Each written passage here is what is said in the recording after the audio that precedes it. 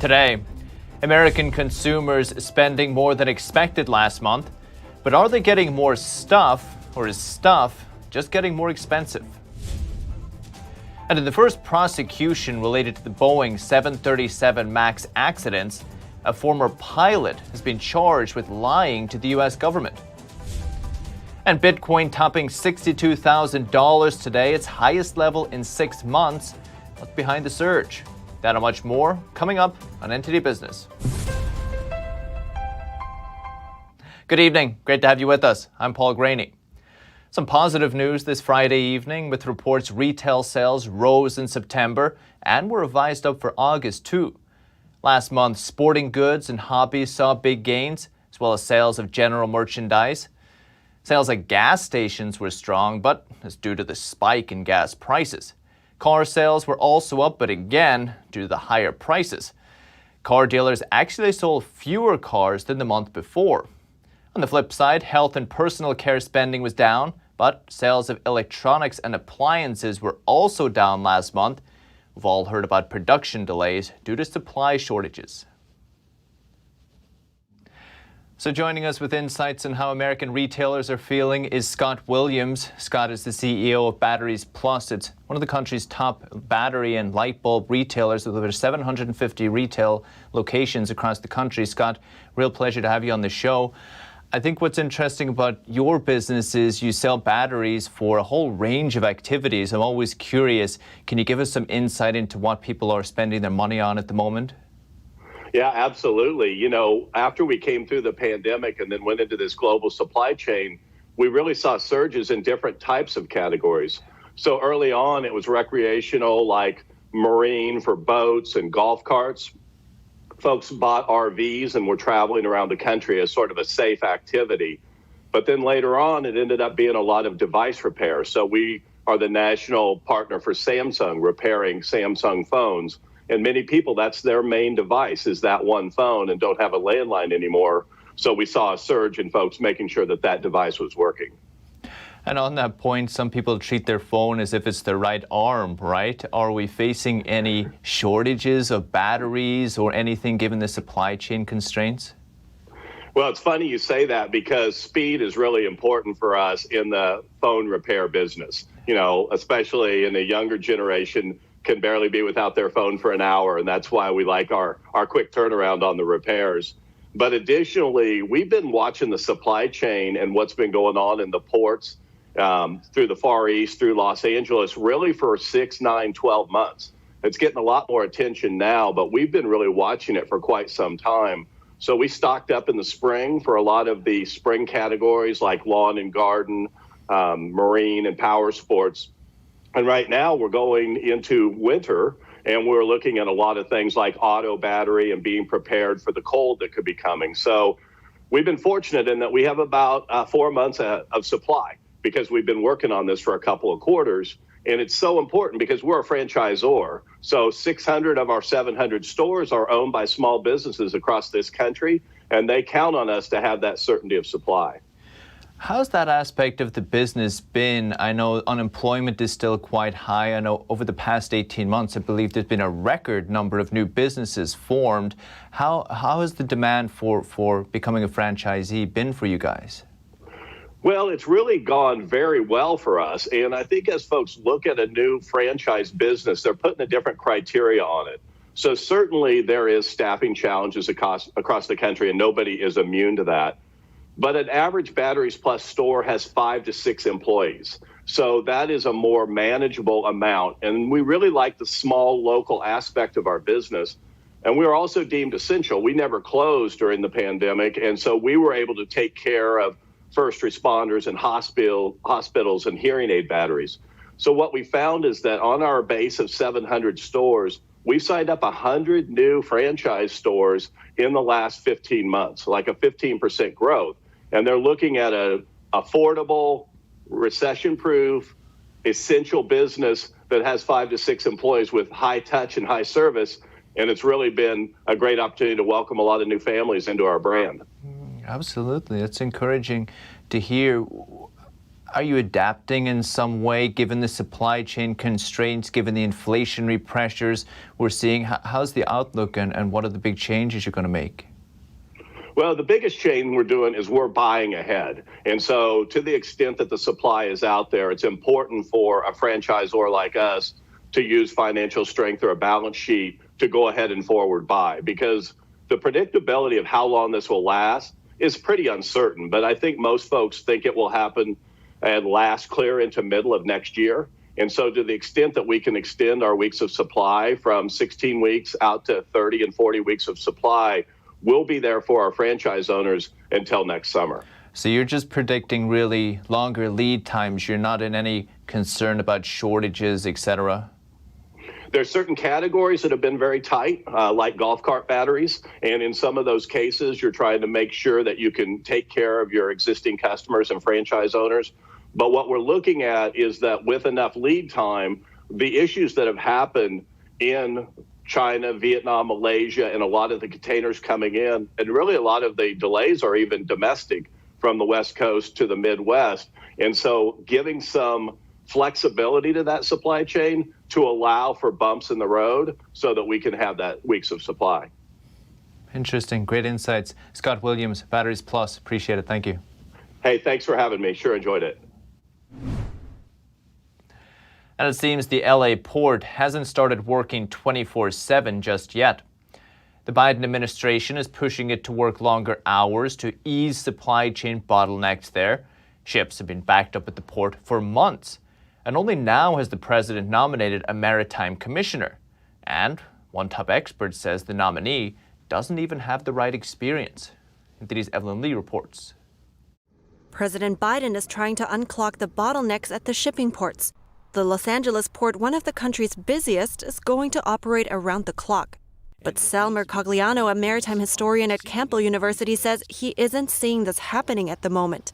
On Friday, traffic just started going through the gate at 6:30 a.m. And what needs to be done is on the receiving end of these goods, the warehouses, the distribution sites, and even the consumers who are receiving the goods directly. He says the containers flowing out of the terminal need to have a destination that can also receive them 24/7. John McLaurin, president of the Pacific Merchant Shipping Association, says that the White House plan only addresses one part of the supply chain. He says even though marine terminal gates are open, the extended hours are not being used.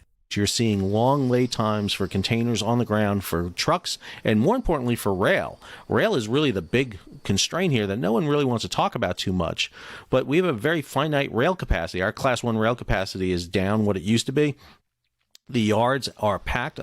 Mercogliano says the nation is experiencing the worst shipping crisis since World War II. On Thursday, the Biden administration nominated Ann Phillips as the new maritime administrator, but Mercogliano is concerned about her lack of experience in commercial shipping. I would argue that what was needed at this exact moment was somebody with some very practical experience who on day one can land into that job and immediately move in.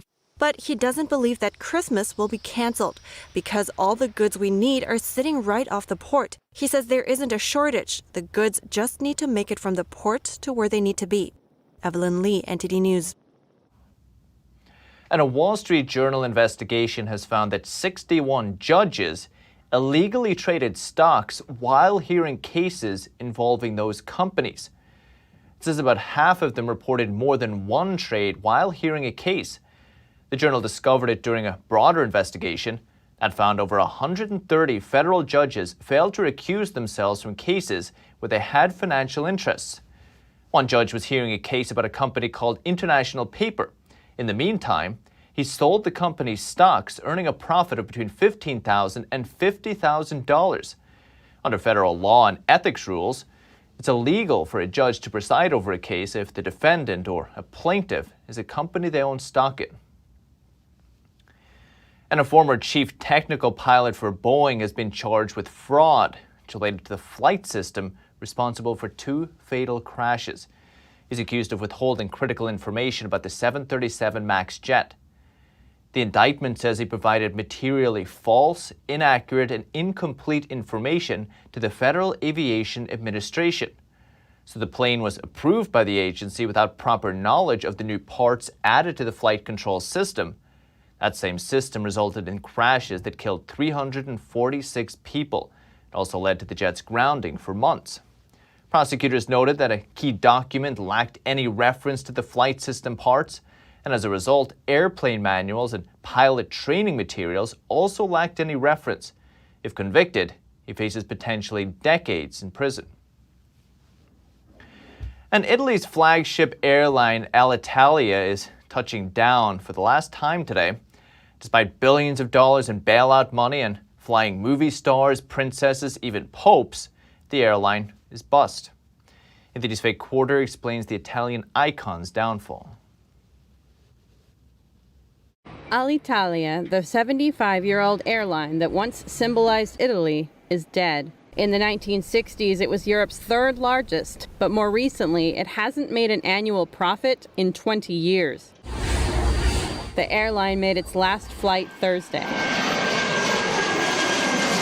Numerous popes used Alitalia as their go-to airline, including the current one. Thanks to Alitalia for carrying us up to now. The Italian government made 6 failed rescue attempts and spent over $11.6 billion to bail it out, all to no avail. The reason Alitalia went kaput is very simple. Its cost structure was simply not sustainable. Francesco Gaglietti is the founder of Rome-based political risk consultancy Policy Sonar. He says Alitalia focused too much on the domestic market. Italians frequently vacation in Italy, and tourists want to tick off sites within the country. And because of that, it suffered lots of competition from companies like Ryanair or EasyJet, and even from high-speed trains, which literally suck the air out of Alitalia.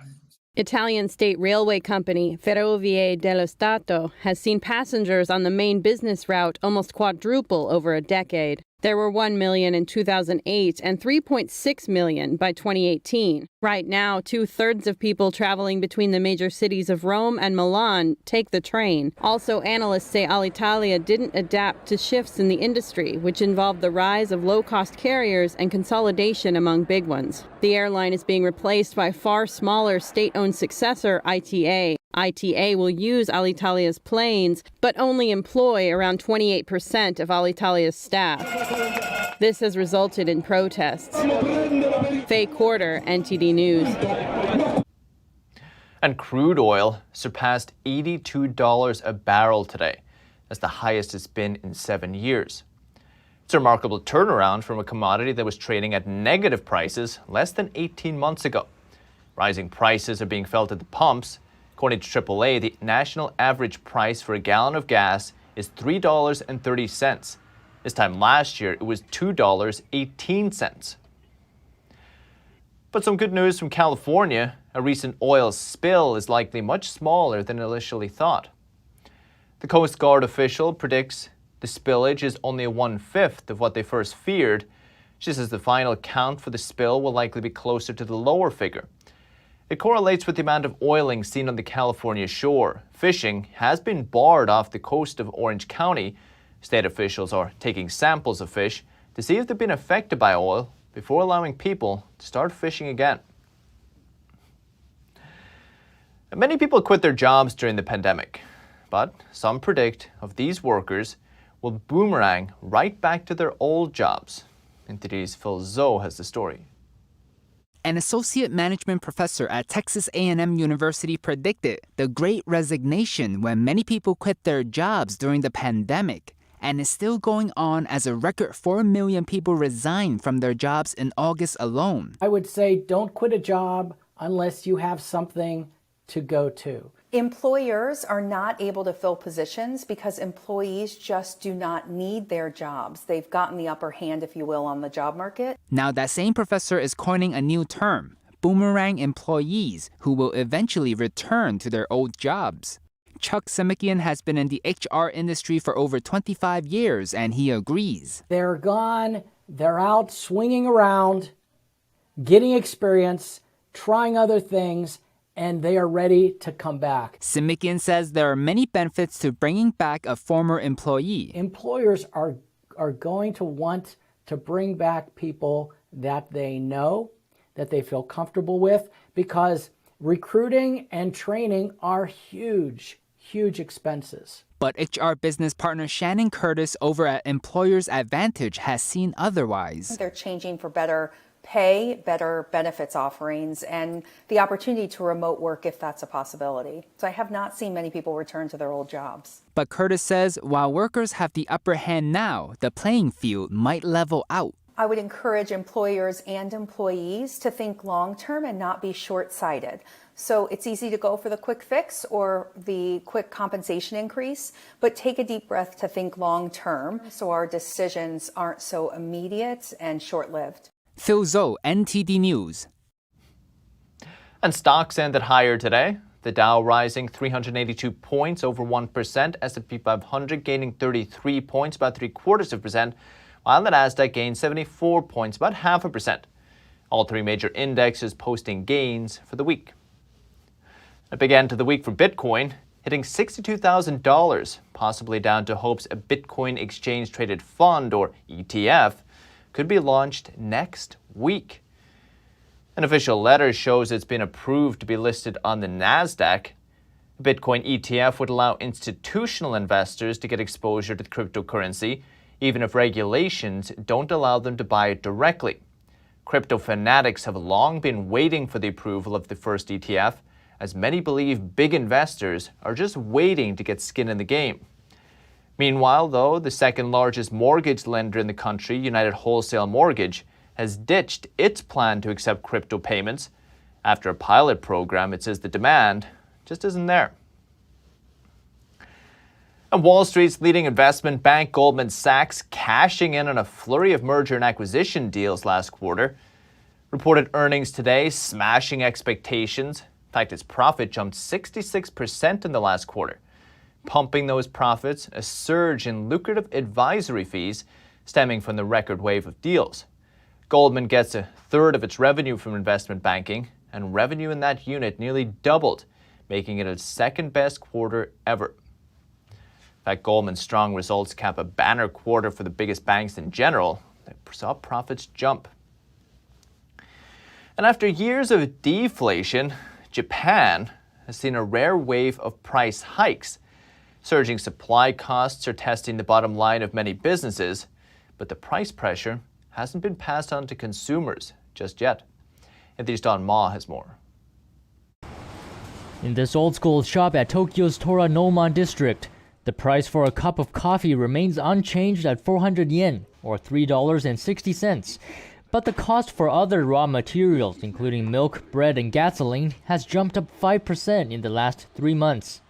Having run the cafe for half a century, the owner says he has not yet passed on the increase to customers for fear of losing business. If people get paid a lot, they probably wouldn't care about it. But for the average earner, including myself, if the prices continue rising, for example, if the price of coffee rises 10% from 1,000 yen, people who buy coffee 3 times a week would only buy it twice a week. This is for sure. There will be less customers.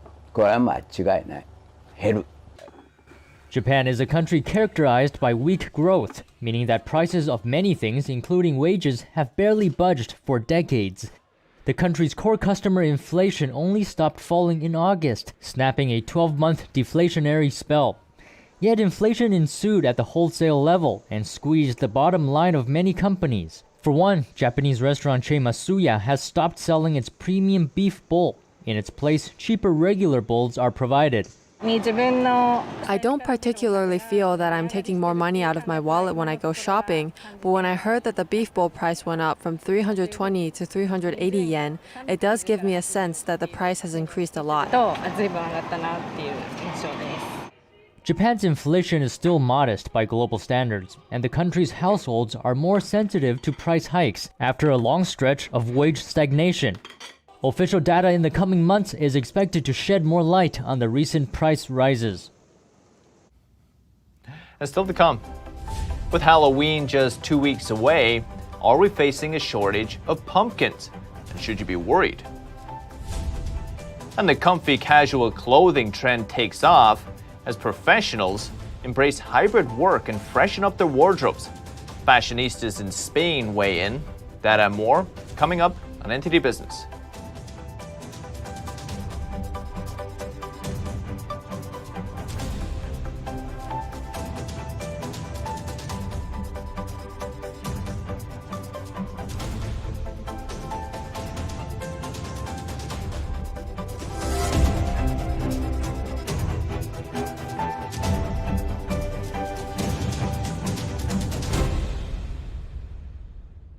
I'm Mike Lindell, inventor of MyPillow. Thanks to your support, you've helped make MyPillow become one of the fastest growing companies in America. Over the last 12 years, you've helped MyPillow create thousands of jobs right here in the USA. When I got MyPillow, I'm asleep almost immediately. I stay asleep at night and I wake up more well-rested in the morning. That's why I invented MyPillow. My patented fill adjusts to your exact individual needs and helps keep your neck supported and aligned. I'm interrupting this commercial right now. Retailers have canceled MyPillow, and to thank you for your support, I'm gonna pass the savings directly on to you. For example, you get my 6-piece towel sets, regular $109.99, now only $44.98, or MyPillow dog beds for as low as $19.99 with your promo code. For the best night's sleep in the whole wide world, visit mypillow.com. Is deep sea fish oil really healthy? Due to pollution in the oceans, most fish contain heavy metal elements and radioactive substances. That's why it's so important to choose a pure source of omega-3. Puritan Green Vegetable Omega-3 is made from purslane and perilla seeds, which are rich in nutrients and minerals, especially vitamins A, D, E, calcium, and iron. With natural processing and no harmful chemical additives, it has more than 90% concentration of omegas 3, 6, 7, and 9. It effectively improves brain power and is beneficial to the heart's health. Puritan Omega-3 does not smell of fish and contains no pollutants, so both adults and children can safely and easily consume it over a long period of time. Puritan Green Vegetable Omega-3. Eat 2 a day and you'll feel brand new!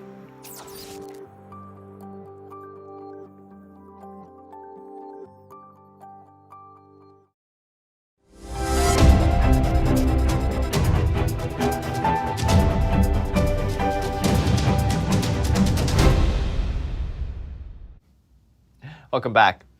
Halloween is just a couple weeks away, and some are concerned it could be harder than ever to find pumpkins this year. But one expert says there's no need to worry. NTD's Colin Fredrickson has more. The U.S. could be facing a pumpkin shortage because of several issues, including weather conditions, shipping issues, and an unexpected disease in some areas. We have to do all we can to prevent that this disease is becoming really terrible, because it could cause 100% yield losses. Some pumpkin growers in California say drought conditions hit the crop hard, and many didn't plant as many pumpkins as usual. But situations vary in different states. According to the USDA, Illinois produces more pumpkins than any other state. Most of the processed pumpkins are grown and processed in Illinois, roughly about 90%. We do have enough pumpkin for whole nation. And the harvesting season isn't over yet. So far, about 2/3 of the yields of the fields have been harvested. Still another 1/3 left to go from now until close to end of November. I'm hoping that there will be no crisis. According to the National Retail Federation, 44% of Americans are planning to carve a pumpkin for Halloween. Consumers are also expected to spend $3.2 billion on decorations for the holiday. Colin Fredrickson, NTD News. And millions of American families are about to receive their 4th enhanced child tax credit payment. IRS says it's sending out checks today. They average about $430. The virus relief package in March is making the credit fully refundable. That's triggering the payments. But the IRS says it's hard to get the checks to low-income families that didn't file taxes in 2019 and 2020. A new data shows that the latest generation wireless technology is actually only available in less than a third of the time, even in the best-served states. Joyce Philippe reports. An analysis done by OpenSignal found an active 5G connection to T-Mobile phones 34% of the time AT&T 16% of the time, and Verizon just 9%. A division within the Better Business Bureau has criticized claims made about 5G by all three of the companies, including one in August that prompted Verizon to change its claim about being the most reliable. The study's findings are in stark contrast to what carriers promise about 5G in their advertisements, which often leave details of what type of 5G a customer will get in the fine print. According to an Open Signal report last month, South Korea tops the list of the best global 5G availability at 28% of the time, with Saudi Arabia, Kuwait, and Hong Kong all above 25%. And the comfy casual trend is booming. Many professionals got used to wearing loungewear from working remotely. Now ties and high heels are out as they update their wardrobes to return to the office. NTD's Andrew Thomas has the story. Blanca Lorca used to wear high heels and fitted clothes to the office, but the pandemic lockdown transformed her style sense and shopping habits. After months working from her Madrid apartment, she's going for a new look, as she returns to the office 3 days a week. I look for clothes that will last for some time and won't go out of fashion, and that can be worn at work or to go out and have a drink, that I can wear for everything. The focus on comfort has spurred a new desire for versatile clothing. Fashion that is appropriate for the office, but relaxed enough for kitchen table teleconferences. The trend also includes men's fashion. Department store El Corte Inglés in Spain said demand for comfortable office wear surged over the summer. The way men dress has been adapted, and they are adding new clothes that were unthinkable until now. For example, we would never find sweatshirts in a classic office style. However, nowadays, something like this could be worn to go to the office. Big brands are paying attention, and the trend is global. Retailers such as Zara, Mango, and H&M are featuring smart casual pants, shirts, and dresses on their websites. We are not using ties, jackets, or suits. They are sectors that are being penalized today. And it seems that the companies that will benefit are those that sell mixed products that are comfortable and casual, and you can also wear them to the office. But even as demand recovers, retailers continue to grapple with disruptions to global supply chains. Andrew Thomas, NTD News. That's the latest business updates for today, but you can still catch NTD Evening News with Stephanie Cox. That's at 6:30 p.m. Eastern. For NTD Business, it's all for this week. Thank you for watching. Have a great weekend. We'll see you Monday.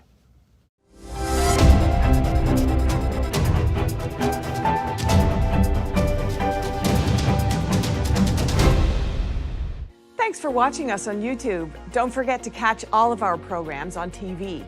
NTD Evening News is on every weekday at 6:30 p.m.